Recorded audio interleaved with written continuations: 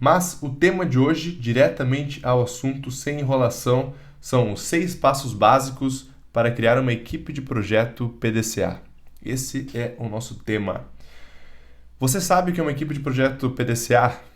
Direto ao assunto aqui, claro. Vamos dizer que você tenha um problema na sua empresa, ou você tenha uma oportunidade de melhoria e você precisa resolver. Antes de tudo, é necessário, além de começar a entender, você montar uma equipe. Você não vai conseguir resolver sozinho. Não imagine que você vai conseguir resolver todos os problemas sozinho. Isso vai demandar muito tempo, você vai se desgastar, você vai se frustrar, porque você não vai conseguir resolver. É muito provável que você não consiga resolver com os conhecimentos que você tem. Nós, de equipe de melhoria contínua, somos generalistas. Então, nós temos as ferramentas, nós sabemos como perguntar, nós fazemos perguntas abertas, nós direcionamos as pessoas que são especialistas para conseguir resolver esses assuntos, conseguir direcionar as pessoas para que resolvam os problemas. Mas nós somos generalistas, então não vamos conseguir. Temos que ter um time. Então, esse time serve exatamente para isso, para que com esses conhecimentos diferentes você consiga levar as pessoas a soluções, certo? Claro, ficou claro? Isso é uma equipe, sem mais nem menos. Agora, qual é o tamanho certo dessa equipe? Essa eu acho uma ótima pergunta que a gente possa... não tem uma resposta certa, mas a gente pode tentar aqui entender mais ou menos uma quantidade X para você começar. É sempre interessante, além de você, ter uma pessoa central, né, onde uma pessoa que tenha peso nesse time, onde a gente chama de sponsor, né, esse patrocinador, que vai puxar as pessoas, vai engajar as pessoas, vai fazer as pessoas realmente cumprirem aquilo que nós montarmos juntos. Essa pessoa geralmente é um coordenador, um gerente, é uma pessoa de alta influência. Então, você, essa pessoa a mais, né, ou um sponsor, patrocinador. E aí que entra, né? Quantas pessoas? Eu gosto de equipes entre 5 e 7 pessoas no máximo. 5 pessoas eu acredito que seja um tamanho bom para uma equipe. Uma pessoa diretamente da operação, né, que entende daquele processo, 1 ou 2 pessoas e uma pessoa na área de apoio. Acho que essa é uma quantidade muito... Assim, na prática, no dia a dia dos projetos que eu já fiz, se passar muito disso, ele começa a ter aquelas pessoas que não vão fazer o projeto, não vão aplicar o plano de ação. Você pode sim chamar mais pessoas durante uma fase de brainstorming, por exemplo, onde você consiga levantar realmente uma quantidade maior de ideias. Mas, passando disso, ou carregar esse time de mais, sei lá, umas 10, 15 pessoas do início ao fim do seu projeto, vai mais atrapalhar do que ajudar. Então, essa é a minha dica. E tem uns outros pontos onde você pode colocar uma pessoa extra, mas isso está dentro dos 6 passos para criar uma equipe de projeto PDCA que nós vamos discutir daqui para frente. Primeiro passo, vamos lá. Qual é o primeiro passo? Definir o objetivo e meta SMART do seu projeto. Tá, isso não tem nada a ver com montar equipe, a princípio, não parece? Mas eu vou te provar que tem tudo a ver. Antes de você começar a selecionar as pessoas para seu projeto, você tem que definir qual que é o objetivo dele. Como você vai saber as pessoas que você vai contratar aqui, não vão contratar, vai convocar para seu projeto sem saber exatamente o objetivo? Pegue o seu problema, descreva bem o seu problema, e aí entram ferramentas como 5W2H, onde você vai fazer aquelas 7 perguntas para começar a entender melhor sobre o problema. Então, o que aconteceu, quando aconteceu, onde aconteceu, quem estava lá, detalhe isso tudo, qual foi o impacto, how much no H, ou como realmente aconteceu. Então, faça essas perguntas, responda a elas, escreva, documente para ficar claro e você conseguir ler e reler esse problema para então conseguir definir no estado atual. Você vai provavelmente coletar algum tipo de dados, seja em planilhas que você já tenha, ou seja realmente ir lá onde está acontecendo o problema e quantificar para depois definir um objetivo. Então, eu estou aqui e quero chegar aqui. Esse é meu objetivo. SMART. Então, tem que ser específico, tem que ser mensurável, tem que ser atingível, tem que ser relevante e tem que ter um tempo, né? Tem que ter um prazo. Você preenchendo esses 5 pré-requisitos, você vai conseguir definir um objetivo claro. Então, eu estou aqui, eu quero chegar aqui. Não sei como ainda, mas eu sei para onde eu quero ir, certo? Definir muito claro o objetivo, agora eu vou conseguir direcionar muito melhor para onde eu vou e quem que eu preciso, certo? Pense como... Vamos pensar em um time de futebol aqui. Eu tenho eu vou jogar contra uma equipe um pouco mais agressiva, um pouco mais no próprio ataque. Uma equipe que joga muito mais para frente da linha. Então eu vou, na hora de montar minha equipe, eu já sei qual que é o meu objetivo, sei para onde eu quero ir, então eu vou selecionar para o meu time, vou convocar pessoas ou um sistema de defesa onde eu consigo colocar a minha linha de defesa mais próxima. Eu não entendo nada de futebol, estou aqui colocando uns pontos para você começar a entender. Vou colocar uma linha de defesa mais próxima à linha de ataque aqui, certo? Ou vamos dizer que eu vou jogar com uma outra equipe diferente, uma equipe que tem um posicionamento um pouco diferente. Então, eu vou tirar essa aqui, pegar uma outra peça, essa linha aqui, essa formação aqui vai me ajudar a ganhar esse tipo de jogo. Mas não quer dizer que essa é a melhor equipe. Se eu jogar com um outro time, com outra formação, eu vou colocar com o meu outro objetivo uma outra equipe que seja mais específica, uma equipe que se encaixe melhor naquela ocasião. Certo? Então, definir o objetivo, ele ajuda no direcionamento e na definição da minha equipe. Passo número 2. Defina agora, escreva quais são as habilidades e conhecimentos relevantes para eu conseguir atingir esse objetivo. Nesse ponto, eu não analisei a causa ainda, tá? Que fique bem claro. Então, todo o projeto PDCA, a gente vai planejar, fazer uma etapa de planejamento onde vai fazer análise de causa raiz, onde a gente vai implementar as ações, vai escrever as ações, depois implementar as ações, mas nessa etapa a gente só quer saber, a partir desse objetivo, quem são as pessoas mais capacitadas que eu possa colocar no meu time para fazer essa análise de causa raiz depois. Então, vamos listar quais são as habilidades e conhecimentos relevantes. Se eu estou com um projeto para redução de custo em uma certa linha de produtos. Produto na linha de produção A. Vamos lá. Então, redução de custo. Vamos pegar aqui, desse case. A gente produz esse case aqui. E esse case, ele é produzido na linha de produção A, certo? E eu preciso reduzir o custo dele. Então, quem que eu vou convocar? Quais são as habilidades? Vamos lá. Quais são as habilidades e conhecimentos relevantes aqui? Primeiro, eu tenho que saber, tem que colocar alguém, uma pessoa que entenda sobre o produto, certo? Então, conhecimento específico sobre o produto e fabricação dele. Porque vamos dizer que eu vou depois tirar o custo em uma etapa extremamente importante na produção, certo?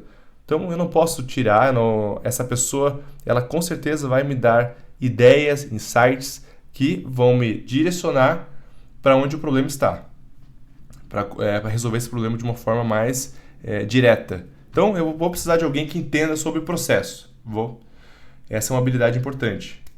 Outra, custo. Óbvio, temos que colocar alguém que entenda sobre custos. Então, essa é uma segunda habilidade. Vamos lá, vamos pensar juntos. Temos que reduzir o custo de um produto numa linha de produção. Talvez uma pessoa de pesquisa e desenvolvimento, P&D, de realmente não só entenda sobre o processo, mas entenda sobre a lista de materiais desse produto especificamente. Temos que colocar alguém de P&D. Eu acho que P&D é uma habilidade necessária. O que mais? PCP, talvez? Talvez aqui não se encaixa. Redução de custo, eu não colocaria, talvez nesse nosso exemplo aqui, ele não entraria. Eu acho que essas são as habilidades. Então, definimos, escrevemos quais são as habilidades e conhecimentos relevantes. Passo número 2. Passo número 3. Escolha membros de acordo com as habilidades, áreas. Então, nós temos algumas habilidades aqui, nós já falamos algumas áreas, mas é a hora aqui de linkar e escolher os membros. Então, eu preciso de alguém que entenda sobre o processo de fabricação desse produto. Quem agora? Quem será o membro da minha equipe? Eu vou escolher, por exemplo, uma ou duas pessoas da operação. Elas vão ter que entender o que realmente faz sentido em redução desse custo, por que o custo está tão alto, será que a gente está tendo algum retrabalho na nossa produção? Será que essa pessoa está sabendo alguma coisa que a gente ali no dia a dia que nós não temos acesso a essa informação? Certo? Será que toda vez que eu vou produzir isso aqui, essa corda ela arrebenta, por isso que eu tenho que usar uma segunda corda, ou eu tenho que dar 2 nós, então essa corda fica um pouco maior porque na hora de produzir ele é um pouco mais frágil? Talvez a única pessoa que tem esse conhecimento é a pessoa que está lá na produção. Então eu já vou chamar 2 pessoas lá. Custo, nós levantamos que uma das habilidades é ter realmente conhecimento de custo. Eu chamaria uma pessoa da equipe de controladoria.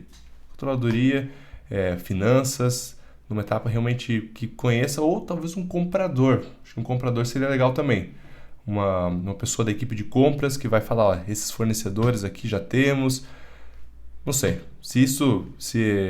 se faz sentido, é um exemplo aqui que não é real, claro, né? Então vamos levantar aqui e fazer algumas hipóteses. Então, nós temos uma pessoa de produção, uma pessoa já de custos e a terceira era pesquisa e desenvolvimento, P&D. Vou chamar alguém de pesquisa e desenvolvimento.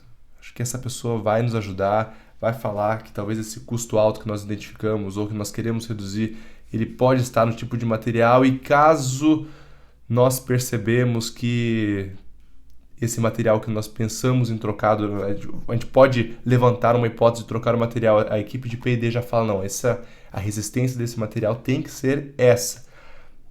Ou até X. Nós podemos trocar o material, mas se colocar o material um pouco mais frágil, ele vai arrebentar, não vai ser bom para o nosso consumidor, nosso cliente não vai gostar. Então, acredito que essa pessoa vai sim contribuir para o nosso projeto PDCA aqui. Já temos os membros de acordo com as habilidades. Estamos na etapa 3. Qual é a etapa 4? Escolha um membro de um departamento diferente. Aqui entra um pouco contraditório do que a gente já falou, mas eu vou explicar por quê.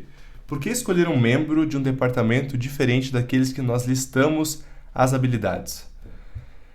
Eu já participei de brainstormings e de análise de causa-raiz dezenas, centenas de vezes, e muitas vezes quando a gente vai fazer uma análise de o que aconteceu naquele problema específico, nós chamamos sempre as mesmas pessoas.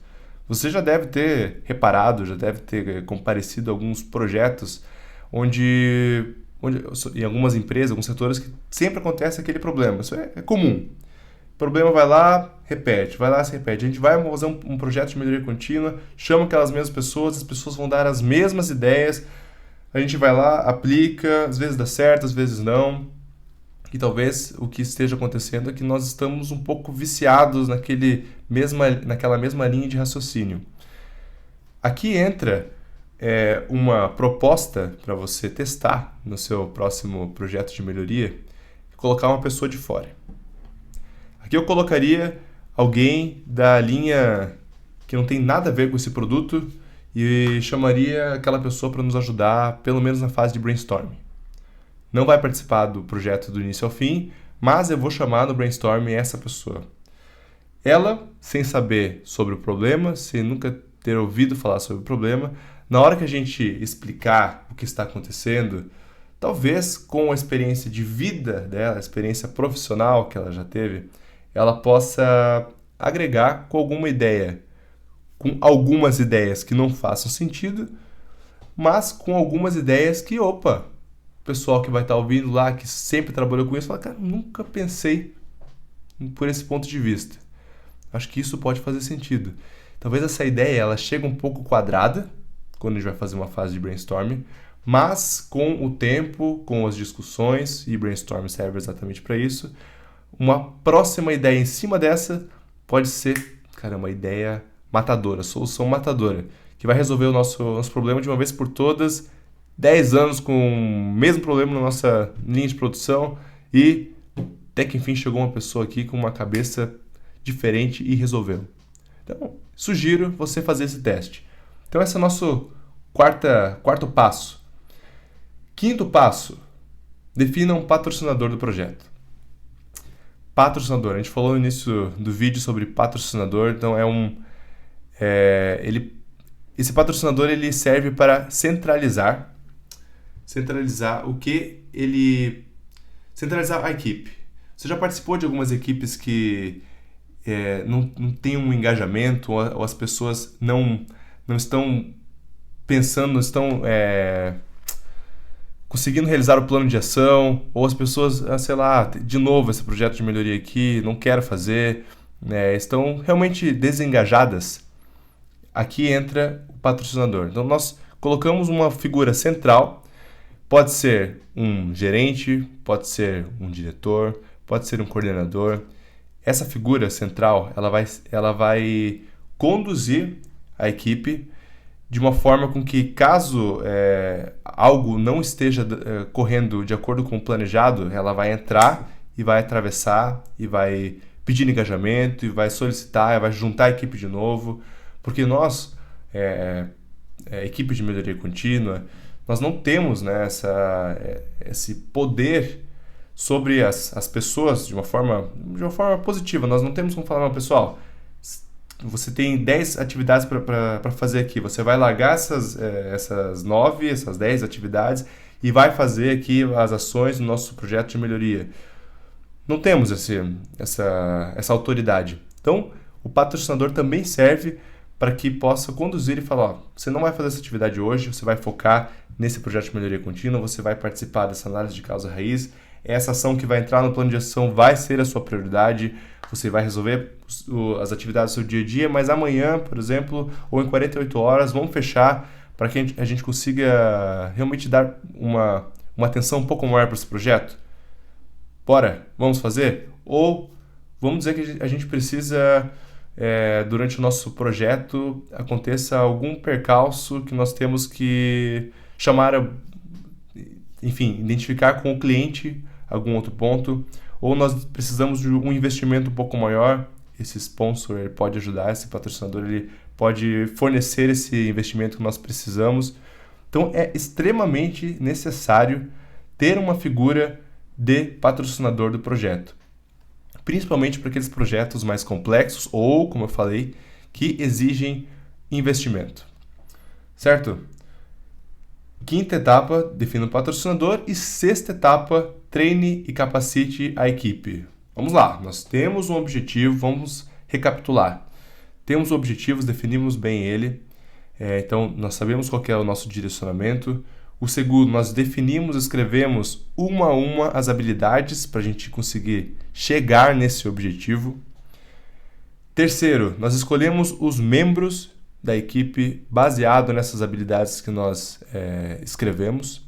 Quarto, escolhemos uma pessoa de um departamento diferente e ela vai nos ajudar principalmente nessa etapa de brainstorm, de levantamento de possíveis soluções que possam resolver. Quinto, definimos um patrocinador desse projeto. Legal, então já temos uma pessoa, uma figura central que possa conduzir, possa mexer as peças quando necessário.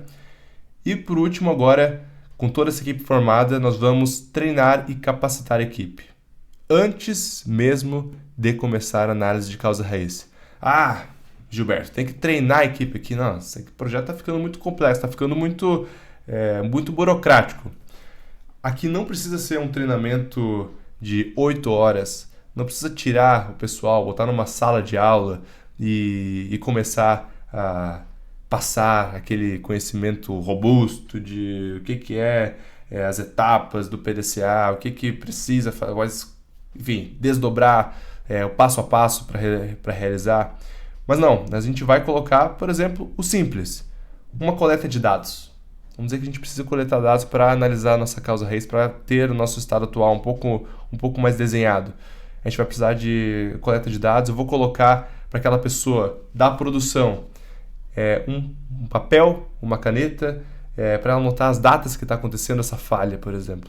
Toda vez que acontecer a falha, ela vai colocar um risco lá. Mas se a gente deixar só passar sem um treinamento básico de coleta de dados, que você tem que colocar um a um, tem que colocar a data de início, vamos dizer, a data de fim. Vamos dizer que nós depois começamos uma sessão de brainstorming. Vamos fazer um treinamento de brainstorming? Como que vai funcionar? Eu não posso quebrar as ideias aqui, não posso julgar as pessoas durante um brainstorming. Ou numa fase do Ishikawa, a gente vai lá, ou espinha de peixe, a gente vai colocar lá o 6M, por exemplo, método, máquina, matéria-prima, vai começar a levantar as ideias e as pessoas não estão familiarizadas com esse tipo de abordagem. Então, faz um treinamento, coloca ali 15, 20 minutos, explique bem o que é o Ishikawa, o que é os 5 porquês, como a gente vai fazer, vai ser dessa forma. Antes de começar, pode ser no mesmo momento, na mesma reunião ali, onde a gente vai chamar todo mundo, explique. Não jogue simplesmente as pessoas e esperem que elas vão dar as melhores ideias sem ter um pouco de direcionamento. Então aqui os principais pontos para treinar é o básico da coleta de dados e análise de causa raiz. Qualquer ferramenta que você for aplicar na etapa do PDCA ali na primeira, de planejamento, que você vai chamar as pessoas e vai, por exemplo, passar um plano de ação sem explicar como é que funciona esse plano de ação, sem mostrar qual foi o passo a passo para a gente chegar, elas não vão se sentir parte do projeto. Tenho certeza. Elas têm que se sentir realmente donas daquele projeto. Então, a melhor coisa que tem é essa pessoa sair depois com a solução resolvida, com as melhorias nos indicadores e falar: eu fiz esse projeto, eu passei para essas etapas, eu fiz lá uma espinha de peixe, adorei, gostei daquele negócio. Elas serão multiplicadoras para os novos projetos que você vai tender a fazer durante a sua jornada. Certo? Passamos por as 6 etapas. Vamos responder aqui algumas perguntas sobre o que o pessoal colocou no nosso Instagram. Só tomar uma água aqui. Certo. Primeira pergunta. Onde você vê que as pessoas mais erram ao montar uma equipe PDCA? Ou uma equipe Kaizen, ele colocou aqui. Mas vamos considerar uma equipe Kaizen, PDCA, melhoria contínua. Onde você vê que as pessoas mais erram? Olha, eu acredito que as pessoas mais erram ao criar times grandes. Acho que é aqui que entra um dos principais erros. Eu vou montar minha equipe de melhoria contínua, de PDCA ou Kaizen, e vou colocar, sei lá, como eu falei, 10, 15 pessoas. Porque eu quero uma equipe robusta, quero uma pessoa de cada área. Não vai acontecer. Não vai acontecer. Você vai ter dificuldades de ter todo mundo. Você vai montar uma lista de presença e elas não vão participar. As pessoas vão faltar. Vão ficar no celular, vão ficar fazendo outras coisas. Então, siga esse número mágico de 5 a 7 pessoas. Dependendo, vai variar.